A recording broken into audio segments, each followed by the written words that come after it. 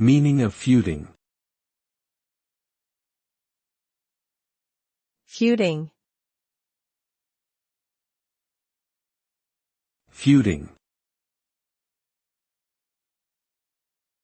Feuding.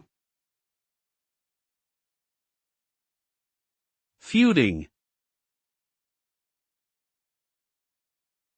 Feuding refers to a long-standing and bitter quarrel or dispute between two individuals or groups. The parties involved in a feud hold grudges and often engage in revenge-seeking behaviors that can escalate into violence or even war.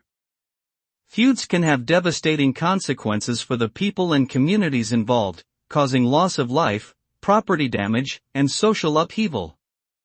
The repercussions of feuding can be felt for generations and may have lasting implications for the relationships between these groups. Ultimately, feuding is a destructive and harmful form of conflict resolution that should be avoided whenever possible.